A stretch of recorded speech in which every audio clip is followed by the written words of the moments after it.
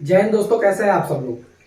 Guys, अगर आप किसी भी प्रॉपर्टी को परचेस करते हैं, किसी भी प्रॉपर्टी को अगर आप किसी से खरीदते हैं, या फिर अगर आपको प्रॉपर्टी दान में मिलती है या फिर प्रॉपर्टी आपको वसीयत पे मिलती है, तो उस प्रॉपर्टी का म्यूटेशन कराना जरूरी होता है। मान लीजिए अगर आपके पास एक कोई प्रॉपर्टी है जो कि प्रॉपर्टी आपको वसीयत के तौर पे मिली हुई है, तो उस वसीयत की प्रॉपर्टी को वसीयतकर्ता की मृत्यु हो जाने के बाद जिसके नाम पे वसीयत होती है उसके नाम पे ट्रांसफर करने के लिए जो प्रोसेस होती है उस प्रोसेस को म्यूटेशन की प्रोसेस कहा जाता है, या प्रॉपर्टी का इंतकाल भी कहा जाता है, प्रॉपर्टी का दाखिल खारिज भी कहा जाता है। आप सपोज करिए कि मान लीजिए आपने किसी एक प्रॉपर्टी को खरीदा और प्रॉपर्टी को खरीदने के बाद, प्रॉपर्टी परचेस करने के बाद आपने ये सोचा कि ये प्रॉपर्टी हमारे नाम पे आ गई, अब इस प्रॉपर्टी को हम मालिक हो गए। तो ऐसा नहीं होता है। अगर आपने किसी प्रॉपर्टी को परचेस किया तो उसकी जो रजिस्ट्री होती है, सपोज करिए किसी एक प्रॉपर्टी की अगर रजिस्ट्री है तो रजिस्ट्री आपकी ऑनरशिप नहीं है, बल्कि वो केवल इस डॉक्यूमेंट, इस चीज का प्रूफ है कि इस आदमी ने इस प्रॉपर्टी को इसे बेच दिया।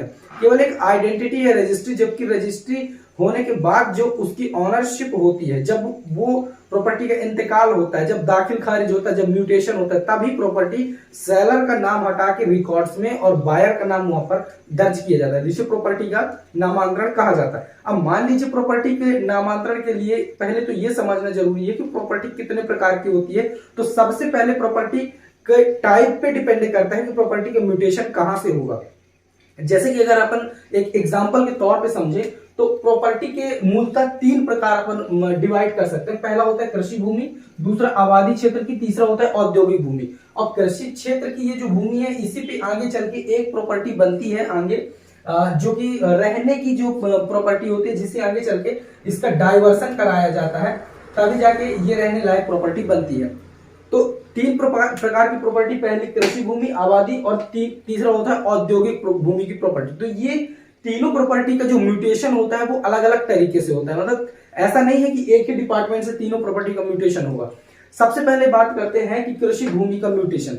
तो सपोज करिए कि आपने किसी एक प्रॉपर्टी जिसका रकबा कुछ भी, आप मान लो कोई भी एक प्रॉपर्टी नंबर ले लो, आप मान लीजिए 521 नंबर की प्रॉपर्टी है। इस प्रॉपर्टी का जो रकबा है वो 0.021 है, यानी कि 2 आरे की ये प्रॉपर्टी। अब इस प्रॉपर्टी को आपने किसी भी आदमी से परचेस किया।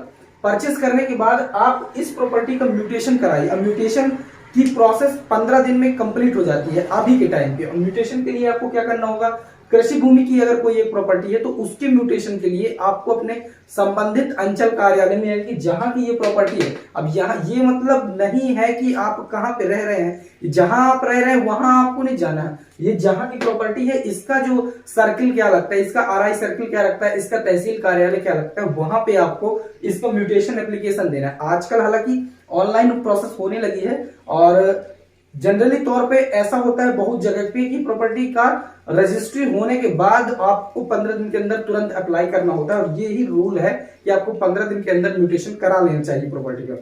तो कृषि भूमि की अगर आपने प्रॉपर्टी परचेस की है, चाहे वो कहीं की भी हो, इसके लिए आपको म्यूटेशन के लिए अपने अंचल कार्यालय, तहसील कार्यालय या फिर तहसीलदार के पास आपको इसके म्यूटेशन के लिए एप्लीकेशन देना होगा। पहले क्या होता था कि पटवारी को रजिस्ट्री दे देते थे, और जो ऑफलाइन तरीके से नामांतरण होता था पटवारी नामांतरण कर देता था, यानी कि दाखिल खारिज पहले कर देता था। लेकिन अब ऐसा नहीं है, आपको विधिवत तरीके से रजिस्ट्री के साथ साथ जो एप्लीकेशन है म्यूटेशन का, और म्यूटेशन के एप्लीकेशन के साथ चालान लगता है, वो आपको देना पड़ेगा।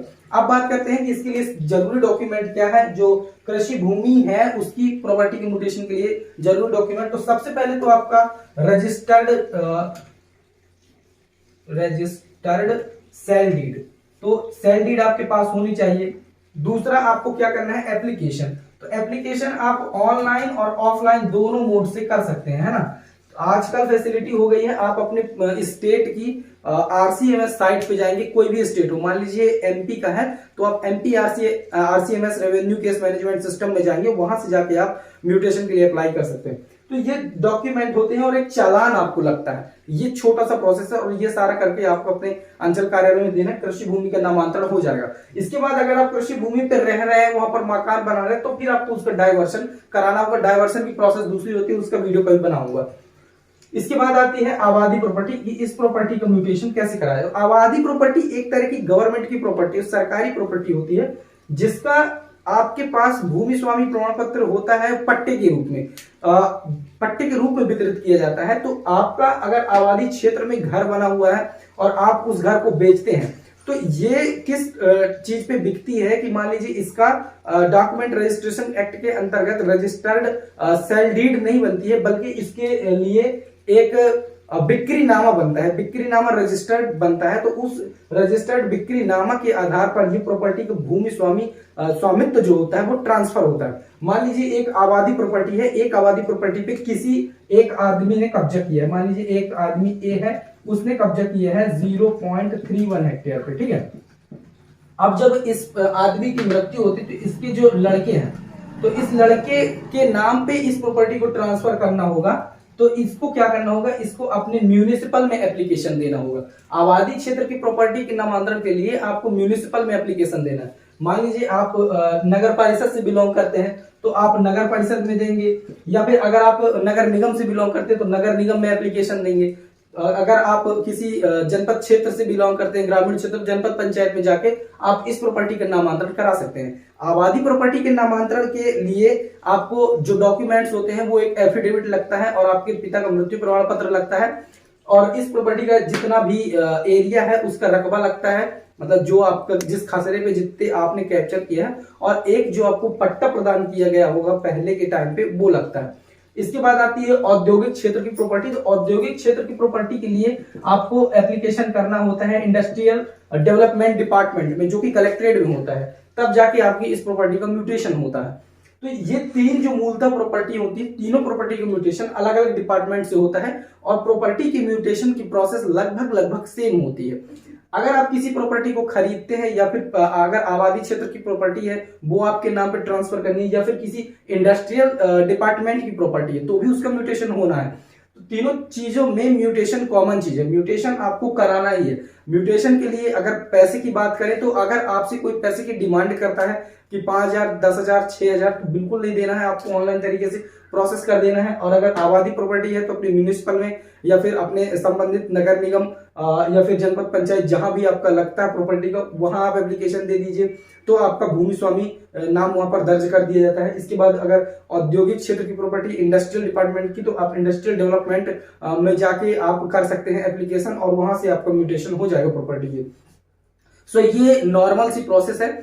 लोग बहुत सारे लोग ये कमेंट कर रहे थे कि आबादी क्षेत्र की प्रॉपर्टी जो सरकारी प्रॉपर्टी उसी अपने नाम पे कैसे करें।